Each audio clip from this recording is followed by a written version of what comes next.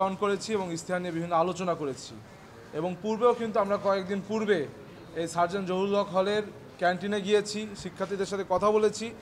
আমরা আমাদের ইস্তেহার প্রকাশের পূর্বেই তাদের বিভিন্ন মতামতকে আমরা গ্রহণ করেছি, ধারণ করেছি এবং সেখান থেকে সকল শিক্ষার্থীর সাথে কথা বলে আমরা আমাদের একটি ইস্তেহার প্রকাশ করেছিলাম 10টি পয়েন্ট সম্বলিত।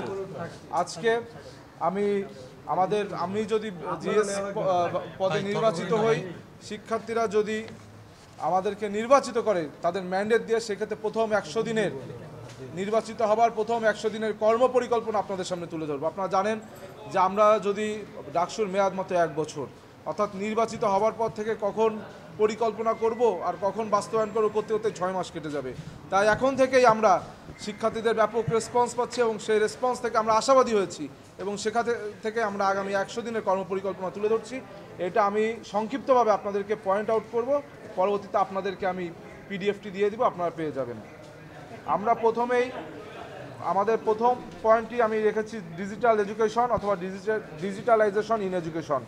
সেখানে আমরা বিশ্ববিদ্যালয়ের নিজস্ব এলএমএস সিস্টেম চালু করে সেটির মাধ্যমে শিক্ষার্থীদের জন্য বিভিন্ন স্কিল এবং সার্টিফিকেশন এর ফ্রি কোর্স করানোর ব্যবস্থা গ্রহণ করবো। আপনারা জানেন ঢাকা বিশ্ববিদ্যালয়ের প্রথম বর্ষে একজন শিক্ষার্থী, তারা বেশিরভাগই বাংলাদেশের বিভিন্ন প্রান্তিক অঞ্চল থেকে আসে, যাদের মিনিমাম কম্পিউটার লিটারেসির সুযোগটুকু থাকে না। সুতরাং আমাদের ঢাকা বিশ্ববিদ্যালয়ের প্রথম বর্ষে একজন শিক্ষার্থী, তিনি যেন বিশ্ববিদ্যালয়ে এসে এক মহাসমুদ্রে পড়ে, এইখান থেকে পরিত্রাণ পেতে আমরা এই শিক্ষার্থীদের বিনামূল্যে ডাকসুর সার্বিক তত্ত্বাবধানে এবং বিশ্ববিদ্যালয় প্রশাসনের মাধ্যমে আমরা ফ্রি কম্পিউটার লিটারেসি শিক্ষা দিব এবং এলএমএস সিস্টেম চালু করব। দ্বিতীয়ত, আপনারা জানেন আমাদের একটি ডিউ অ্যাপস আছে, সেই ডিউ অ্যাপসটিকে আমরা ফাংশনাল করব। তৃতীয়ত, বাংলাদেশের সকল বিশ্ববিদ্যালয় সহ বিশ্বের সকল টপ র্যাঙ্কিং ইউনিভার্সিটিতে, এমনকি বাংলাদেশের প্রাইভেট বিশ্ববিদ্যালয়গুলোতেও টিচার্স ইভ্যালুয়েশন সিস্টেম চালু আছে। কিন্তু আমাদের বিশ্ববিদ্যালয়ের টিচার্স ইভ্যালুয়েশন সিস্টেম কিন্তু চালু হয়েছিল, কিন্তু কার্যকর হয়নি। সুতরাং আমরা এটিও বাস্তবায়ন করব। একই সাথে আমরা ক্যারিয়ার এবং হায়ার স্টাডিজের জন্য আমরা ঢাকা বিশ্ববিদ্যালয় কর্তৃক ডাকসুর সার্বিক তত্ত্বাবধানে একটি ক্যারিয়ার গাইডেন্স সেন্টার করব।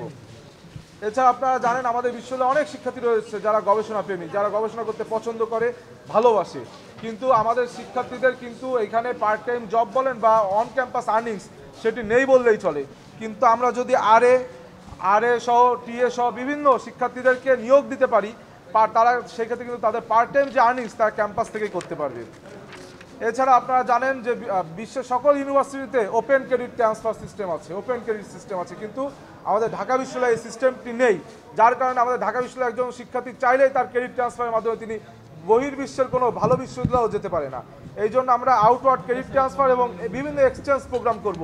বিশ্বের সকল ইউনিভার্সিটিতে কিন্তু এক্সচেঞ্জ প্রোগ্রাম হয়, একাডেমিক্যাল এক্সচেঞ্জ হয়, ট্যালেন্ট হান্ট এক্সচেঞ্জ হয়, কিন্তু আমাদের এই বিশ্ববিদ্যালয়ে কিন্তু এরকম কিছু হয় না।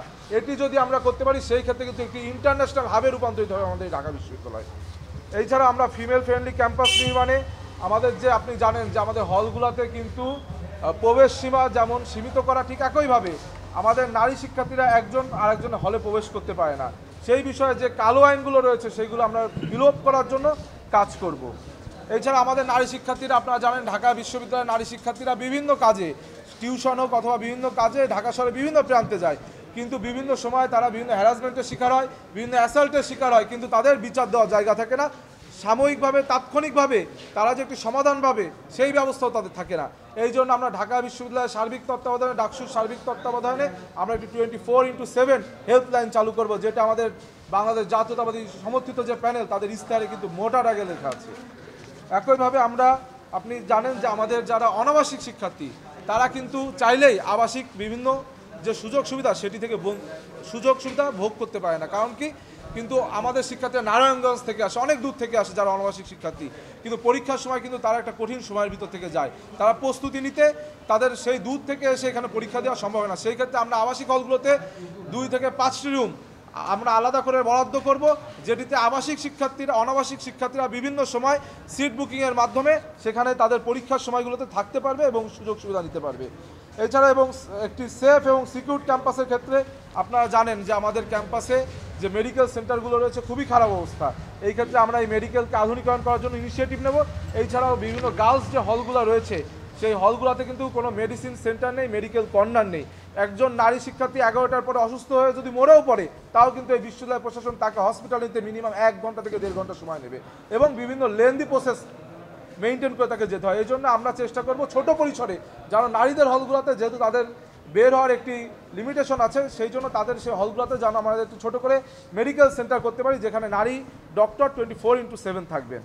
এছাড়া আপনি আরেকটি বিষয়, আমরা যখন বিভিন্ন নারী শিক্ষার্থীদের সাথে কথা বলে একটি বিষয় দেখছি যে নারী আমাদের ছেলেদের হলগুলোতে যারা আমরা ইসলাম ধর্মাবলম্বী তাদের আমাদের বিভিন্ন হল রয়েছে এবং হিন্দু ধর্মাবলম্বী যারা সনাতন ধর্মী বা অন্য ধর্মের তাদের জগন্নাথ হল রয়েছে, কিন্তু নারীদের ক্ষেত্রে আমরা সকলে সম্প্রীতির ঐক্য বজায় রেখে আমরা কিন্তু একই হলে থাকি।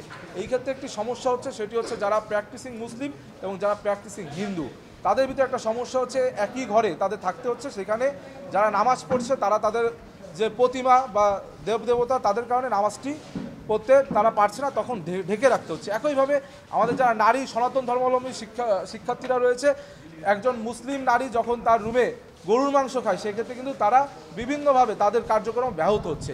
এই জন্য আমরা নারীদের যে হোস্টেল, সেই হলগুলোতে যেন সনাতন ধর্মাবলম্বীদের সেপারেট ফ্লোর করা যায়, এই বিষয়ে আমরা বাস্তবায়ন করবো। কেননা এটা অধিকাংশ 5টি নারীদের হলেরই কিন্তু এটা একটি দাবি। এই দাবির প্রেক্ষিতে এটা আমরা বললাম।